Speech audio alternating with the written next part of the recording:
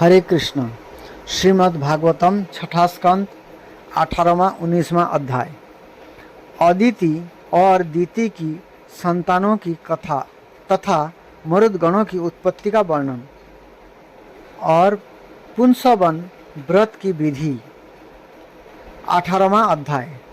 अदिति और दीति की संतानों की तथा मरुदगणों की उत्पत्ति का वर्णन। श्री सुखदेव जी कहते हैं, परीक्षित, सविता की पत्नी पृषिणी के गर्भ से 8 संतानें हुई। सावित्री, बहृति, त्रयी, अग्निहोत्री, पशु, सोम, चातुर्मास और पंचमहायज्ञ। भग की पत्नी सिद्धि ने महिमा, विभु और प्रभु ये 3 पुत्र और आशीष नाम की एक कन्या उत्पन्न की। यह कन्या बड़ी सुंदरी और सदाचारिणी थी। धाता की 4 पत्नियां थीं, कुहू, सिनीवाली, राका और अनुमति। उनसे क्रमशः सायं, दर्श, प्रातः और पूर्णमास ये 4 पुत्र हुए। धाता के छोटे भाई का नाम था विधाता। उनकी पत्नी क्रिया थी। उससे पुरुष नाम के 5 अग्नियों की उत्पत्ति हुई। वरुण जी की पत्नी का नाम चर्षणी था। वरुण जी के पत्नी का नाम चर्षणी था।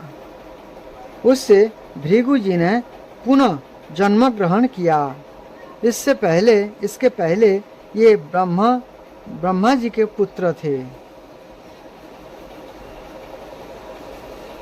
महाजोगी वाल्मीकि जी भी वरुण के पुत्र थे। महाजोगी वाल्मीकि जी भी वरुण के पुत्र थे। वाल्मीकि जी वरुण के पुत्र थे। वाल्मीकि से पैदा होने के कारण ही उनका नाम वाल्मीकि पड़ गया था।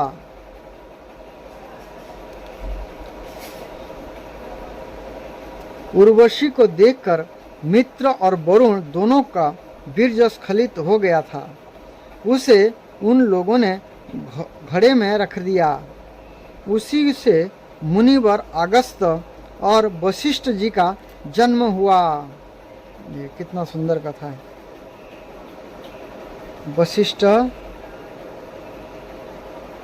वशिष्ठ जी का और अगस्त्य ऋषि का जन्म हुआ था घड़े से।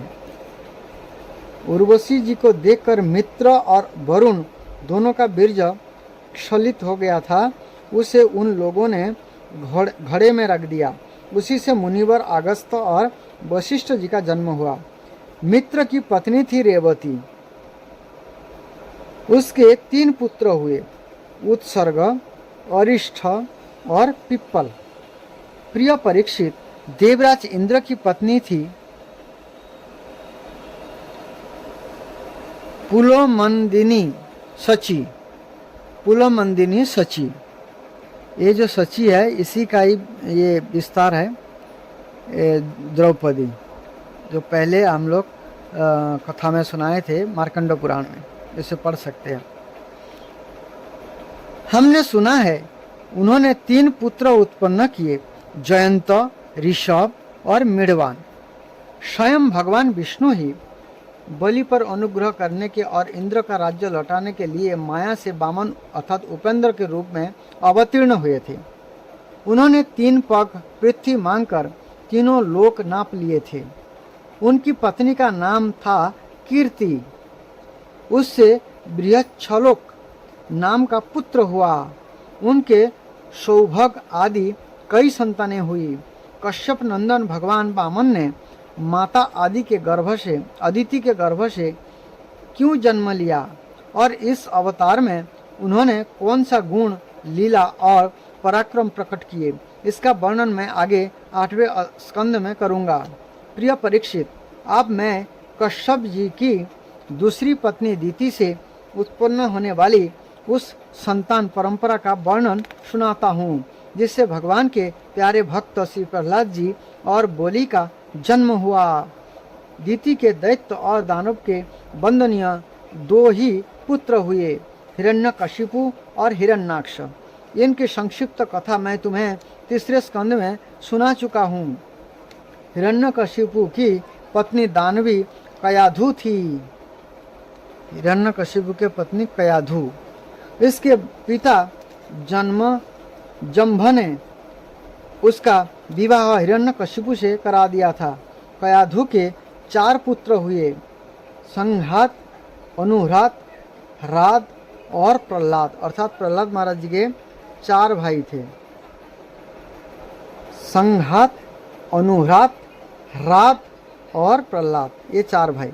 इनकी सिंहिका नाम की एक बहन भी थी। प्रहलाद महाराज जी के बहन का नाम सिंहिका। उनका विवाह विप्रचित्ति नामक दानव से हुआ। उससे राहु नामक पुत्र की उत्पत्ति हुई। वह वही राहु है जिसका सिर अमृत पान के समय मोहिनी रूपधारी भगवान ने चक्र से काट दिया था। किससे? देखिए, उनका विवाह विप्रचित्ति नामक दानव से हुआ। किसका? सिंहिका का। सिंहिका का विवाह विप्रचित्ति नामक दानव से हुआ। और विप्रचित्ति का जो पुत्र हुए वो राहु, अर्थात सिंहिका का पुत्र राहु। राहु का माँ का नाम है सिंहिका और पिता का नाम है विप्रचित्ति।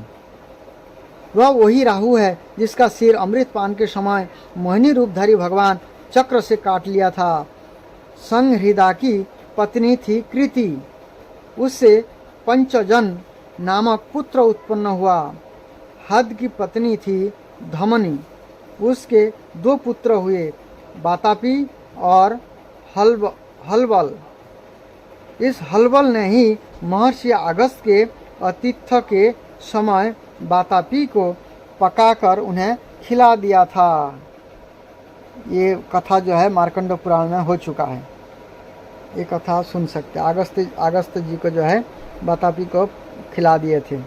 वातापी और इलवल, इन इलवल ने ही महर्षि अगस्त के अतिथि के समय वातापी को पकाकर उन्हें खिला दिया था। अनुहद की पत्नी सुम्या थी। उसके 2 पुत्र हुए, बाष्कल और महिषासुर। प्रहलाद का पुत्र था विरोचन। उनकी पत्नी देवी के गर्भ से दैत्यराज बलि का जन्म हुआ। देवी के अर्थात बलि महाराज का, दैत्यराज बलि का जन्म हुआ। तो बलि महाराज का पिता का नाम है विरोचन और माता का नाम है देवी। बलि महाराज के माता का नाम देवी है और पिता का नाम विरोचन है। विरोचन के पिता का नाम प्रहलाद जी है, अर्थात प्रहलाद जी के पुत्र हैं। बलि की पत्नी का नाम अशना था। बलि के पत्नी का नाम अशना। उससे बाण आदि 100 पुत्र हुए। दैत्यराज बलि की महिमा गान करने योग्य है। उसे मैं आगे 8वें स्कंद में सुनाऊंगा। बलि का पुत्र बाणासुर भगवान शंकर की आराधना करके, बलि का पुत्र बाणासुर जो भगवान श्री कृष्ण ने मारे थे उनको, बाणासुर को, वो बलि का पुत्र था। आराधना करके उनके गुणों का मुखिया बन गया। आज भी भगवान शंकर उसके नगर की रक्षा करने के लिए उसके पास ही रहते हैं। दिति के हिरण्यकशिपु और हिरण्याक्ष के अतिरिक्त 49 पुत्र और थे। उन्होंने मरुदगण कहते हैं, उनको मरुदगण कहते हैं। मरुदगण का जन्म कैसे हुआ सुनिए। ये सब निसंतान रहे। देवराज इंद्र ने इन्हें अपने ही समान देवता बना लिया। क्यों बनाया, इसका भी कथा है। राजा परीक्षित ने पूछा, भगवान, मरुदगण ने ऐसे कौन सा सत्कर्म किया था जिसके कारण ये अपने जन्मजात असुरोचित भाव को छोड़ सके और देवराज इंद्र के द्वारा देवता बना लिए गए। ब्राह्मण, मेरे साथ वहाँ की सभी ऋषि मंडली यह बात जानने के लिए अत्यंत उत्सुक हो रही है। अतः आप कृपा करके विस्तार से यह रहस्य बतलाइए। सूत जी कहते हैं, शौनक जी, राजा परीक्षित का प्रश्न थोड़े शब्दों में बड़ा सारगर्भित था। उन्होंने बड़े आदर से पूछा भी था, इसलिए सर्वज्ञ सुखदेव जी महाराज ने बड़े ही प्रसन्न चित्त से उनके अभिनंदन करके यह कहा। श्री सुखदेव जी कहने लगे, परीक्षित, भगवान विष्णु ने इंद्र का पक्ष लेकर दीति के दोनों पुत्र हिरण्यकशिपु और हिरण्याक्ष को मार डाला। अतः दीति शोक की आग से उद्दीप्त क्रोध से जलकर इस प्रकार सोचने लगी, सचमुच इंद्र बड़ा विषयी, क्रूर और निर्दयी है। जबकि इंद्र भी उनके पुत्र ही थे, फिर भी उन्होंने इंद्र को मारने के लिए चाहा। राम, उससे अपने भाइयों को ही मारवा डाला। वह दिन कब होगा जब मैं भी उस पापी को मरवा कर आराम से सोऊंगी। ये कौन? दीति ने सोचा, क्योंकि दीति के जो पुत्र हैं, दीति के पुत्र हिरण्यकशिपु और हिरण्याक्ष थे। दोनों को भगवान विष्णु ने मार दिया। भगवान विष्णु ने क्यों मारा? क्योंकि वो इंद्र का पक्ष लिया था, इसलिए इंद्र के ऊपर क्रोध था। लोग राजाओं के, देवताओं के शरीर को प्रभु कहकर पुकारते हैं, परंतु एक दिन वह कीड़ा बिष्ठा जा राख का ढेर हो जाता है। इसके लिए जो दूसरे प्राणियों को सताता है, उसे अपने सच्चे सार्थ या परमार्थ का पता नहीं है, क्योंकि उससे तो नरक में जाना पड़ेगा। मैं समझती हूँ इंद्र अपने शरीर को नित्य मानकर मत वाला हो रहा है, उसे अपने विनाश का पता ही नहीं है। अब मैं वह उपाय करूंगी जिससे मुझे ऐसा पुत्र प्राप्त हो जो इंद्र का घमंड चूर चूर कर देगा। दीति अपने मन में ऐसा विचार करके सेवा शुश्रूषा, विनय, प्रेम और जितेंद्रियता आदि के द्वारा निरंतर अपने पतिदेव कश्यप जी को प्रसन्न रखने लगी। वह अपने पतिदेव के हृदय का एक एक भाव जानती रहती थी और परम प्रेम भाव, मनोहर एवं मधुर भाषण तथा मुस्कान भरी तिरछी चितवन से उनका मन अपनी ओर आकर्षित करती रहती थी। कश्यप जी महाराज बड़े विद्वान और विचारवान होने पर भी चतुर दीति के सेवा से मोहित हो गए और उन्होंने विवश होकर वह स्वीकार कर लिया कि मैं तुम्हारी इच्छा पूर्ण करूंगा। स्त्रियों के स्वभाव संबंध में यह कोई आश्चर्य की बात नहीं है। सृष्टि के प्रभात में ब्रह्मा जी ने देखा कि सभी जीव असंग हो रहे हैं, तब उन्होंने अपने आधे शरीर से स्त्रियों की रचना की और स्त्रियों ने पुरुषों की मति अपनी ओर आकर्षित कर ली। हाँ तो भैया, मैं यह कह रहा था कि दीति ने भगवान कश्यप की बड़ी सेवा की।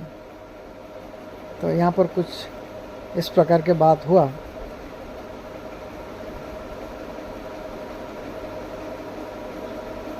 इससे ये उस पर बहुत ही प्रसन्न हुए।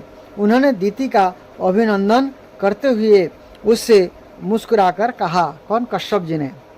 कश्यप जी ने कहा, अनिंद सुंदरी प्रिय, मैं तुम पर प्रसन्न हूँ। तुम्हारी जो इच्छा हो मुझसे मांग लो। पति के प्रसन्न हो जाने पर पत्नी के लिए लोक या परलोक में कौन सी अभीष्ट वस्तु दुर्लभ है। शास्त्रों में यह बात स्पष्ट कही गई है कि पति ही स्त्रियों का परम आराध्य इष्टदेव है। प्रिय, लक्ष्मीपति भगवान वासुदेव ही समस्त प्राणियों के हृदय में विराजमान है। विभिन्न देवताओं के रूप में नाम और रूप के भेद से उन्हीं की कल्पना हुई है। सभी पुरुष चाहे किसी भी देवता की उपासना करे, उन्हीं की उपासना करते हैं। ठीक वैसे ही स्त्रियों के लिए भगवान ने पति का रूप धारण किया है। ये उनकी उसी रूप में पूजा करती है। इसीलिए प्रिय, अपना कल्याण चाहने वाली पतिव्रता स्त्रियां अनन्य प्रेम भाव से अपने पतिदेव की ही पूजा करती है, क्योंकि पतिदेव ही उनके परम प्रियतम आत्मा और ईश्वर है। कल्याणी, तुमने बड़े प्रेम भाव से भक्ति से मेरी वैसे ही पूजा की है। अब मैं तुम्हारे सब अभिलाषा पूर्ण कर दूंगा। आसक्तियों के जीवन में होना, ऐसा होना अत्यंत दुर्लभ है। जो आसक्तवान पुरुष है या आसक्तवान स्त्री है उसके लिए ऐसा दुर्लभ है ऐसा होना, लेकिन कश्यप जी और दीति के लिए तो कोई दुर्लभ चीज़ें नहीं है, क्योंकि वो तो हमेशा कृष्ण की शरण में रहने वाले हैं, कृष्ण के भक्त हैं। दीति ने कहा, ब्राह्मण, इंद्र ने विष्णु के हाथों मेरे 2 पुत्र मरवाकर मुझे निपुति बना दिया है, इसलिए यदि आप मुझे मुंह मांगा वर देना चाहते हैं तो कृपा करके ऐसा अमर पुत्र दीजिए जो इंद्र को मार डाले। अर्थात इंद्र का मतलब होता है इंद्र को मारने वाला, या इंद्र का मित्र भी होता है। इंद्र का मतलब ये भी होता है, संस्कृत में ये शब्द वर्णन है। परीक्षित, दीति की बात सुनकर कश्यप जी खिन्न होकर पछताने लगे, क्योंकि इंद्र भी तो कश्यप जी के पुत्र है, तो वो इंद्र को मारने के लिए पुत्र मांगे जब, तो कश्यप जी खिन्न हो गए। जब मैं स्त्री के बातों में और पश्चाताप करने लगे, जब मैं स्त्री के बातों में आ गया और अपने ही इतना महान पुत्र को मारने के लिए ये क्या कर रहे हैं, मुझसे वर मांग रहे हैं। खिन्न होकर पछताने लगे। ये मन ही मन कहने लगे, हाय हाय, आज मेरे जीवन में बहुत बड़े अधर्म का अवसर आ पहुंचा। देखो तो सही, अब मैं इंद्रियों के विषय में सुख मनाने लगा हूँ। स्त्री रूपिणी माया ने मेरे चित्त को अपने बस में कर लिया है। हाय हाय, आज मैं कितनी दीनहीन अवस्था में हूँ। अवश्य ही अब मुझे नरक में गिरना पड़ेगा। इस स्त्री का कोई दोष नहीं है, क्योंकि उसने अपने जन्मजात स्वभाव का ही अनुसरण किया है। देखिए, यहाँ ध्यान देने वाली बात है, स्त्री का जो जन्मजात स्वभाव है क्रूर स्वभाव है, जो अपने ही बच्चे को मारने के लिए अपना ही बच्चा मांग रहा है। तो इसलिए यहाँ पर कश्यप जी शोक कर रहे हैं, क्योंकि उसने अपने ही जन्मजात स्वभाव का ही अनुसरण किया है। दोष मेरा है जो मैं अपनी इंद्रियों को अपने बस में न रख सका, अपने सच्चे स्वार्थ और परमार्थ को ना समझ सका। मुझ मूड को बार बार धिक्कार है। सच है, स्त्रियों के चरित्र को कौन जानता है। इनका मुंह तो ऐसा होता है जैसे शरद ऋतु का खिला हुआ कमल। बातें सुनने में ऐसी मीठी होती है मानो अमृत घोल रखा हो, और परंतु हृदय वह तो इतना तीखा होता है कि मानो छुरे की पैनी धार हो। इसमें संदेह नहीं कि स्त्रियां अपनी लालसाओं की कठपुतली होती है। सच पूछो तो किसी से प्यार नहीं करती। वास्तव में ये किसी से प्यार नहीं करती है, शास्त्र की वाणी है। स्वार्थवश ये अपने पति, पुत्र और भाई तक को मार डालती है, वह या मरवा डालती है। ऐसे बहुत सारे उदाहरण देखा जाता है, जो स्त्री जो है अपने सुख के लिए अपने बच्चे को मार डालती है, पति को मार डालती है। ऐसे बहुत से उदाहरण देखने के लिए मिलता है। जो शास्त्र की वाणी है, इसमें कोई मिथ्या नहीं हो सकता। किसी से सच पूछो तो ये किसी से प्यार नहीं करती। स्वार्थवश ये अपने पति, पुत्र और भाई तक को मार डालती है या मारवा डालती है। अब तो मैं यह कह चुका हूँ कि जो तुम मांगोगे दूंगा।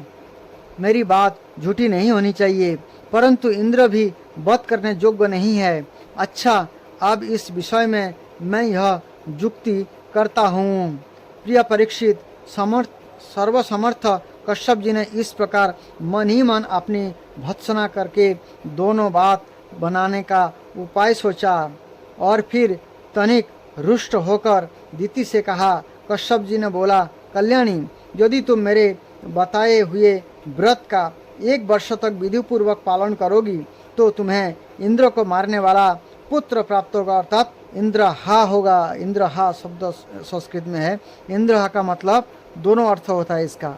इंद्रहा का मतलब जो दीति समझ रही थी इंद्र को मारने वाला, और इंद्रहा का मतलब होता है ये इंद्र को मतलब अपना मित्र मानेगा, मित्र होगा। इंद्र का मित्र होगा, शत्रु नहीं, मित्र होगा, मतलब इंद्र को फॉलो करने वाला होगा। तो ये इंद्रहा शब्द का संस्कृत में 2 अर्थ होता है। तो इसी प्रकार कश्यप जी ने इंद्रहा शब्द प्रयोग किया। परंतु यदि किसी प्रकार नियम में त्रुटि हो गई तो वह देवताओं का मित्र बन जाएगा। दोनों शब्द उन्होंने बताया। ये किसी तुम व्रत करो, व्रत करने से क्या होगा, तुम्हारा चित्त पवित्र हो जाएगा, शुद्ध हो जाएगा, तुम्हारे मन में जो ये क्रूरता है, ये क्रूरता व्रत करने से नष्ट हो जाएगा, क्योंकि वो भगवान विष्णु का व्रत है जिसको पयोव्रत भी कहते हैं। आगे वर्णन आएगा श्रीमद् भागवतम में। श्रील प्रभुपाद जी ने बहुत सुंदर वर्णन किए हैं। और हमारे हिज होलीनेस राधा गोविंद गोस्वामी महाराज जी है, जिनके यूट्यूब में भी मिल जाएगा, आप उनके भी सुन सकते हैं। बहुत सुंदर पयोव्रत की कथा है जो उन्होंने बहुत सुंदर विस्तारित वर्णन किए हैं। उनके कथा का लाभ भी उठा सकते हैं। हिज होलीनेस राधा गोविंद गोस्वामी महाराज जी का कथा। दिति ने कहा, ब्राह्मण, मैं उस व्रत का पालन करूंगी।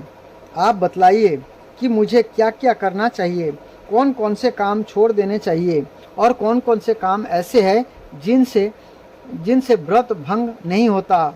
कश्यप जी उत्तर दिया, प्रिय, इस व्रत में किसी भी प्राणी को मन, वाणी या क्रिया के द्वारा सताए नहीं, किसी को शाप या गाली ना दे, झूठ ना बोले, शरीर के नख और रोएं ना काटे और किसी भी अशुभ वस्तु का स्पर्श ना करे, जल में घुसकर स्नान ना करे, क्रोध ना करे, दुर्जनों से बातचीत ना करे, बिना धुला वस्त्र ना पहने और किसी की पहनी हुई माला ना पहने, झूठा ना खाए, भद्रकाली का प्रसाद या मांस युक्त अन्न का भोजन ना करे, शूद्र का लाया हुआ और रजखला का देखा हुआ अन्न भी ना खाए और अंजलि से जलपान ना करे, झूठे मुंह बिना आचमन किए, संध्या के समय बाल खोले हुए, बिना श्रृंगार के, वाणी का संयम किए बिना और बिना चादर ओढ़े घर से बाहर ना निकले, बिना पैर धोए, अपवित्र अवस्था में गीले पाँव से उत्तर या पश्चिम सिर करके दूसरों के साथ नग्नावस्था में तथा सुबह शाम सोना नहीं चाहिए। इस प्रकार इन निषिद्ध कर्मों का त्याग करके सर्वथा पवित्र रहे, धुला वस्त्र धारण करे और सभी सौभाग्य के चिन्ह से सुसज्जित रहे। प्रातःकाल कलेवा करने के पहले ही गाय, ब्राह्मण, लक्ष्मी जी और भगवान नारायण की पूजा करे।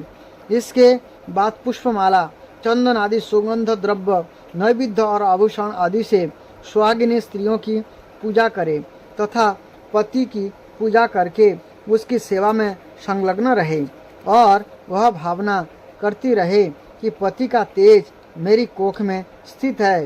प्रिय, इस व्रत का नाम पुंसवन है। यदि 1 वर्ष तक तुम इसे बिना किसी त्रुटि के पालन कर सकोगी तो तुम्हारे कोख में इंद्रघाती पुत्र उत्पन्न होगा। व्रत का नाम है पुंसवन दिति। जो पयोव्रत हमने बोला था, पयोव्रत जो है अदिति ने किए थे, जिसमें भगवान वामन भगवान प्रकट हुए थे। तो दिति ने जो है पुंसवन व्रत किए, जिसके बल पर जो है इंद्र को मारने वाला पुत्र उत्पन्न करना था।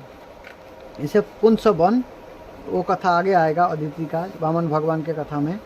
यदि 1 वर्ष तक तुम इसे बिना किसी त्रुटि के पालन कर सकोगी तुम्हारे कोख से इंद्रघाती पुत्र उत्पन्न होगा।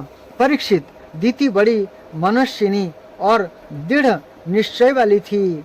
उसने बहुत ठीक कहकर उनकी आज्ञा स्वीकार कर ली। अब दिति अपनी कोख में भगवान कश्यप का वीर्य और जीवन का उनका बतलाया हुआ व्रत धारण करके अनायास ही नियमों का पालन करने लगी। प्रिय परीक्षित, देवराज इंद्र अपनी मौसी दिति का अभिप्राय जान बड़ी बुद्धिमानी से अपना वेश बदलकर दिति के आश्रम पर आए और उसकी सेवा करने लगे। ये दिति के लिए प्रतिदिन समय समय पर वन से फूल, फल, कंदमूल, समिधा, कूस, पत्ते, दूब, मिट्टी और जल लाकर उसकी सेवा में समर्पित करते। राजन, जिस प्रकार बहेलिया हरिण को मारने के लिए हरिण की सूरत बनाकर उसके पास जाता है, वैसे ही देवराज इंद्र भी कपट वेश धारण करके व्रत परायण दिति के व्रत पालन की त्रुटि पकड़ने के लिए इसकी सेवा करने लगे। सर्वदा पैनी दृष्टि रखने पर भी उन्हें इसके व्रत में किसी प्रकार की त्रुटि ना मिली और वे पूर्ववत उसकी सेवा टहल में लगे रहे। आज तो इंद्र को बड़ी चिंता हुई। वे सोचने लगे, मैं ऐसा कौन सा उपाय करूं जिससे मेरा कल्याण हो। दिति व्रत के नियमों का पालन करते करते बहुत दुर्बल हो गई थी। विधाता ने भी उसे मोह में डाल दिया। इसीलिए एक दिन संध्या के समय झूठे मुंह बिना आचमन किए और बिना पैर धोए ही वह सो गई। जोगेश्वर इंद्र ने देखा कि वह अच्छा अवसर हाथ लगा। ये जोग बल से झटपट सोई हुई दिति के गर्भ में प्रवेश कर गए। उन्होंने वहां जाकर सोने के समान चमकते हुए गर्भ के वज्र के द्वारा 7 टुकड़े कर दिए। जब वो गर्भ रोने लगी तब उन्होंने मत रो यह कहकर 7 टुकड़ों में से एक एक के और भी 7 टुकड़े कर दिए। मत रो करके इंद्र ने फिर से वज्र चलाया 7 बच्चों के ऊपर। जो टुकड़ा हुआ था 7 टुकड़े में फिर 7 रूप में हो गए। राजन, जब इंद्र उनके टुकड़े टुकड़े करने लगे तब उन सबों ने हाथ जोड़कर इंद्र से कहा, देवराज, तुम हमें क्यों मार रहे हो? हम तो तुम्हारे भाई मरुदगण है। तब इंद्र ने अपने भाभी अनन्य प्रेमी पार्षद मरुदगण से कहा, अच्छी बात है, तुम लोग मेरे भाई हो, आप मत डरो। परीक्षित, जैसे अवस्था में ब्रह्मास्त्र में से तुम्हारा कुछ भी अनिष्ट नहीं हुआ। तो इंद्र ने दिति के गर्भ में ब्रह्मास्त्र चलाया था और उससे इंद्र ने सोचा, जी ये तो ब्रह्मास्त्र से भी नहीं मरा तो इसका अनिष्ट कौन कर सकता है। तुम्हारा कुछ भी अनिष्ट नहीं हुआ। वैसे ही भगवान श्री हरि की कृपा से दिति का वह गर्भ वज्र के द्वारा टुकड़े टुकड़े होने पर भी मरा नहीं। इसमें तनिक भी आश्चर्य की बात नहीं है, क्योंकि जो मनुष्य एक बार भी आदि पुरुष भगवान नारायण की आराधना कर लेते हैं वो उसकी समानता प्राप्त कर लेता है। फिर दिति ने तो कुछ ही दिन कम 1 वर्ष तक भगवान की आराधना की थी। अब ये 49 मरुदगण इंद्र के साथ मिलकर 50 हो गए। इंद्र ने भी सौतेली माता के पुत्र के साथ शत्रु भाव न रखकर उन्हें सोमपाई देवता बना लिया। जब दिति की आंख खुली तब उसने देखा कि उसके अग्नि के समान तेजस्वी 49 बालक इंद्र के साथ है। इससे सुंदर स्वभाव वाली दिति को बड़ी प्रसन्नता हुई। उसने इंद्र को संबोधन करके कहा, बेटा, मैं इस इच्छा से इस अत्यंत कठिन व्रत का पालन कर रही थी कि तुम अदिति के पुत्र को भयभीत करने वाला पुत्र उत्पन्न हो। मैंने केवल एक ही पुत्र के लिए संकल्प किया था, फिर ये 49 पुत्र कैसे हो गए? बेटा इंद्र, यदि तुम्हें इसका रहस्य मालूम हो तो सच सच मुझे बतला दो, झूठ ना बोलना। इंद्र ने कहा, माता, मुझे इस बात का पता चल गया था कि तुम किस उद्देश्य से व्रत कर रही हो, इसलिए अपना स्वार्थ सिद्ध करने के उद्देश्य से मैं स्वर्ग छोड़कर तुम्हारे पास आया। मेरे मन में तनिक भी धर्म भावना नहीं थी। इसी से तुम्हारे व्रत में त्रुटि होते ही मैंने उस गर्भ के टुकड़े टुकड़े कर दिए। पहले मैंने इसके 7 टुकड़े किए थे, तब ये 7 टुकड़े 7 बालक बन गए। इसके बाद मैंने फिर एक के 7 टुकड़े कर दिए, तब भी ये ना मरे बल्कि 49 हो गए। यह परम आश्चर्यमयी घटना देखकर मैंने ऐसा निश्चय किया कि परम पुरुष भगवान की उपासना की यह कोई स्वाभाविक सिद्धि है। जो लोग निष्काम भाव से भगवान की आराधना करते हैं और दूसरी वस्तुओं की तो बात ही क्या, मोक्ष की भी इच्छा नहीं करते, ये ही अपने स्वार्थ और परमार्थ में निपुण है। भगवान जगदीश्वर सबके आराध्य देव और अपने आत्मा ही है। ये प्रसन्न होकर अपने आपत तक का दान कर देते हैं। भला ऐसा कौन बुद्धिमान है जो उनकी आराधना करके विषय भोग का वरदान मांगे। माताजी, ये विषय भोग तो नरक में भी मिल सकता है। मेरी स्नेहमयी जननी, तुम सब प्रकार मेरी पूज्या हो। मैंने मूर्खतावश बड़ी दुष्टता का काम किया है। तुम मेरे अपराध को क्षमा कर दो। यह बड़े सौभाग्य की बात है कि तुम्हारा गर्भ खंड खंड हो जाने से एक प्रकार मर जाने पर भी फिर से जीवित हो गया। श्री सुखदेव जी कहते हैं, परीक्षित, दीति देवराज इंद्र के शुद्ध भाव से संतुष्ट हो गई। उससे आज्ञा लेकर देवराज इंद्र ने मरुदगण के साथ उसे नमस्कार किया और स्वर्ग में चले गए। राजन, यह मरुदगण का जन्म बड़ा ही मंगलमय है। इसके विषय में तुमने मुझसे जो प्रश्न किया था उसका उत्तर समग्र रूप से मैंने तुम्हें दे दिया। अब तुम और क्या सुनना चाहते हो? इस प्रकार से मरुदगण की कथा हमने सुना। अभी आगे जो है 19वां अध्याय है, पुंसवन व्रत की विधि। राजा परीक्षित ने पूछा, भगवान, आपने अभी पुंसवन व्रत का वर्णन किया है और कहा है कि उससे भगवान विष्णु प्रसन्न हो जाते हैं। सो अब मैं उसकी विधि जानना चाहता हूँ। श्री सुखदेव जी ने कहा, परीक्षित, यह पुंसवन व्रत समस्त कामनाओं को पूर्ण करने वाला है। स्त्री को चाहिए कि वह अपने पतिदेव की आज्ञा लेकर मार्गशीर्ष शुक्ल प्रतिपदा से इसका आरंभ करे। पहले मरुदगण के जन्म की कथा सुनकर ब्राह्मणों से आज्ञा ले। फिर प्रतिदिन सवेरे दातुन आदि से दांत साफ करके स्नान करे। 2 श्वेत वस्त्र धारण करे और आभूषण भी पहन ले। प्रातःकाल कुछ भी खाने से पहले ही भगवान लक्ष्मी नारायण की पूजा करे। इस प्रकार प्रार्थना करे, प्रभु, आप पूर्ण काम है, अतएव आपको किसी से भी कुछ लेना देना नहीं है। आप समस्त विभूतियों के स्वामी और संकल्प सिद्धि स्वरूप है।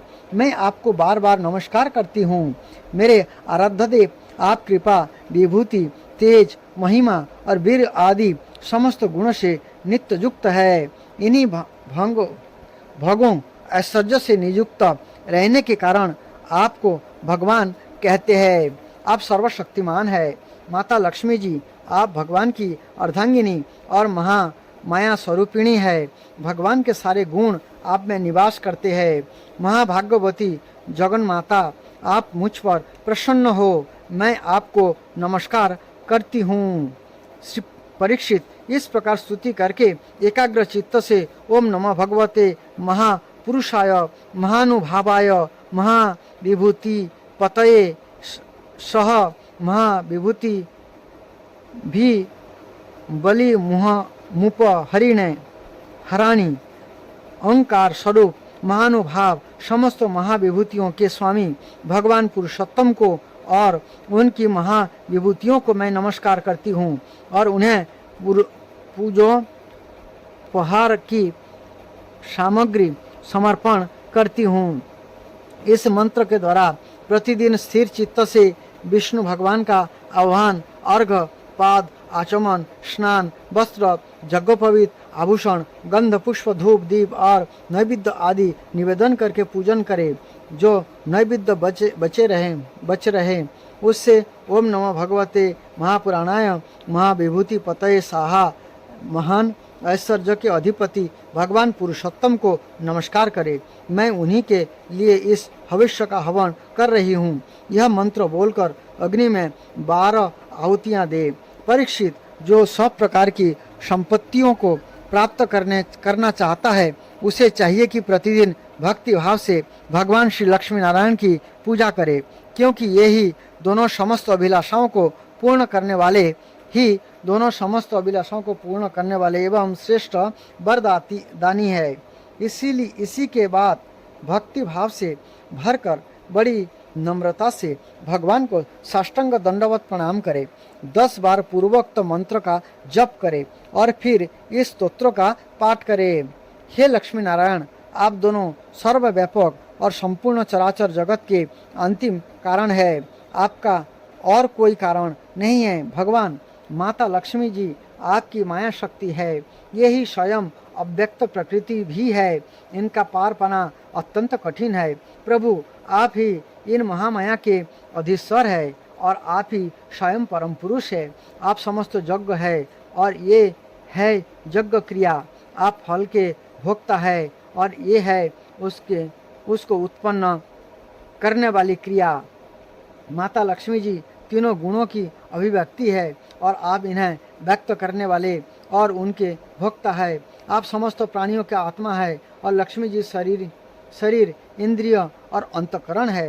माता लक्ष्मी जी नाम एवं रूप है और आप नाम रूप दोनों के प्रकाशक तथा आधार है।